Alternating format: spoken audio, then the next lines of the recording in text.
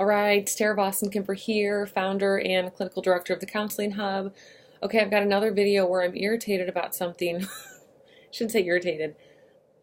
No, it's irritating. It's false information, and it's information that's not accurate and not helpful, and yet it's out there in the world for people to read and then to take in as though it's just the gospel or something, where it's not appropriate. So I need to speak to this because it is hard for me to stomach hearing these types of messages. Excuse me. So oh gosh, here is part of something that I've read that just makes my blood boil a little bit, and it's about nagging wives. So let me say two things. First of all, there are appropriate and inappropriate ways to express displeasure with something. And I'm level 2 Gottman trained, and there it goes up to level 3, and then there's additional certification, which I plan on doing. But I take the Gottman method very seriously, and I teach it to clients, and I help them figure out how to apply it in real life. And I found it to be very effective, and their research says and supports it's like the effectiveness of it. So one of the common things that happens with people in relationships is that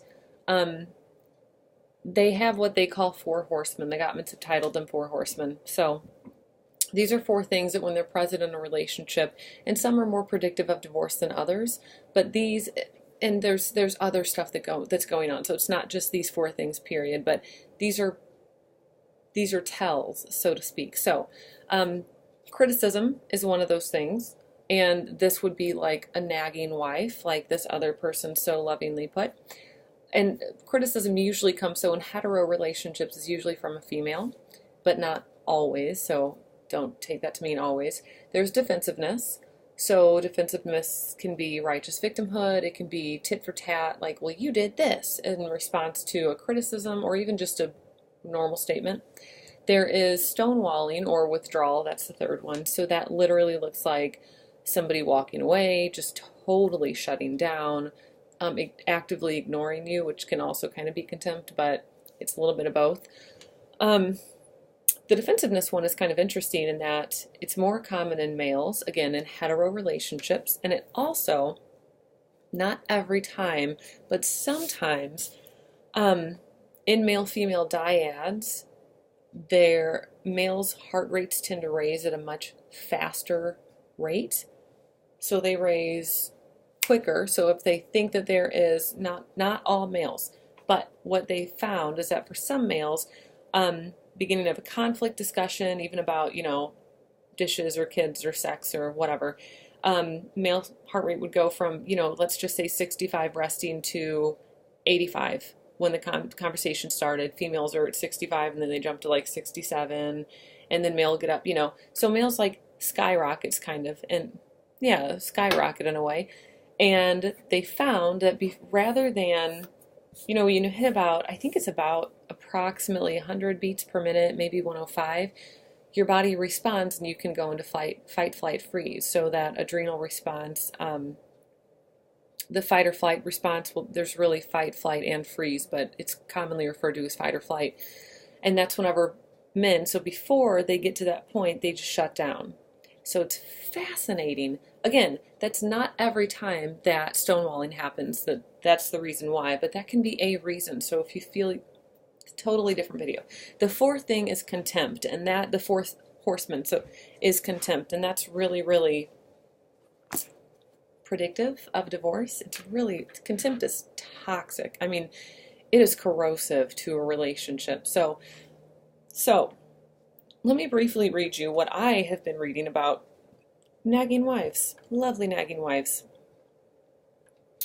As a wife, you should put an end to demands, disrespect, and anger whenever a conflict with your husband arises. And don't bring up mistakes of the past. Focus your attention on the problem at hand. Offer your husband the opportunity to discuss it with respect, agreeing to follow the whatever. And your husband should have the same right to raise issues with you without you becoming disrespectful or angry with him. So, this is my issue. As a wife, you should put an end to demands, disrespect, and anger whenever conflict arises with your husband. Disrespect, yes, I agree with. That is a way to shut people down. It's a way to attack people. It's a little bit of a sign of contempt. So I am all for whenever you make statements, of course, don't be disrespectful. Try to make a statement or ask for something to get done in a maybe assertive in a way that someone can hear. So you never do that. You suck. I mean, that's not going to be heard, right? That's immediately going to get a defensive reaction.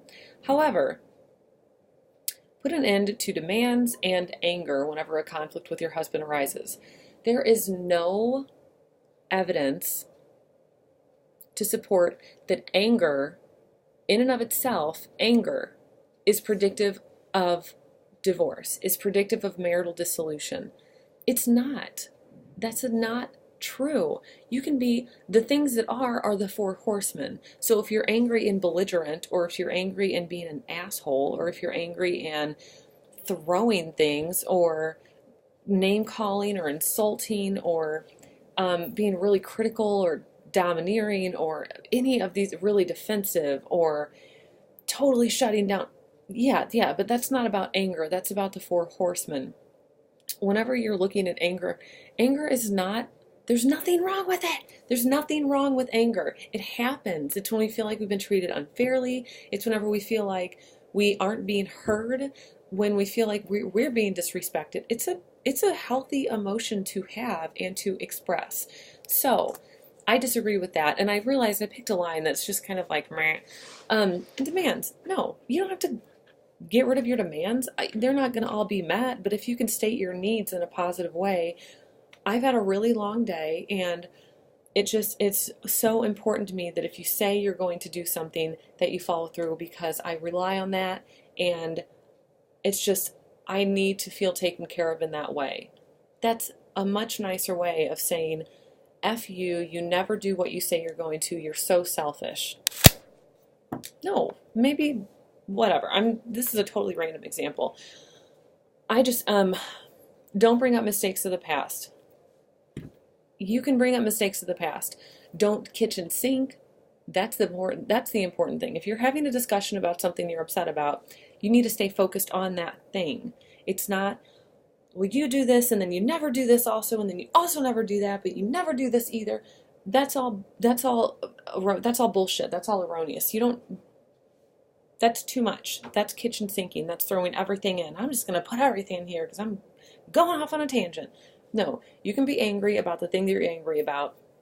And if you see that it's a theme, you can say, you can talk about that stuff later. But the kitchen sinking thing, to me, that's really reflective of you're not expressing yourself along the way. You're just waiting until you reach a tipping point, and then you're throwing everything out there. You're not going to be heard, and you're not going to be heard if you do that. That's not going to get you what you want. Your needs still aren't going to get met. You're going to get met probably with defensiveness and anger, so it's going to perpetuate the cycle. That's just not effective. But that doesn't mean don't bring up mistakes from the past. Whenever we're stuck on stuff, we do need to bring it up, and we need to process through and talk about stuff, because if something's emotionally heavy for you, or just, you can't let it go, we need to figure out the trigger for you, like what's the thing that this brings up for you, and express that, like share that then with your partner and talk through it. That's the way that you heal through stuff. It's not by ignoring it and just moving on with your life. Okay, that's cool. Like, let me leave this glass in my arm and just ignore it and move on with my life and I'll feel good. No, it doesn't work that way. It's the same with mental stuff. So, let me see. I think that might be it. And the other thing that I don't like about this, it's not ever, in rare cases, I will say that I've seen some instances that have been, like there's been some, we call it characterological domestic violence, where it's people with like personality traits towards domestic violence, so really controlling and demeaning, and they make my stomach churn a little bit. Like true predators. I don't mean people who are situationally domestic violent, which is also not okay, but someone who just a fight got blown way out of proportion and they ended up like hitting each other or something, and then it stopped and they're both horrified and they can't believe it. That's way different than someone who's a true predator. But my point is this. So the true predator pieces, sorry, thought I heard someone up there. Those are cases where that is one-sided. I will say that. But most of the time, that's not the case.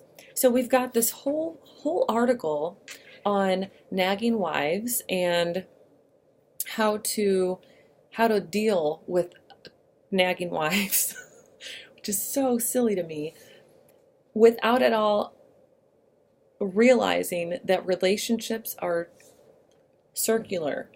They are not point A, point B. They're circular.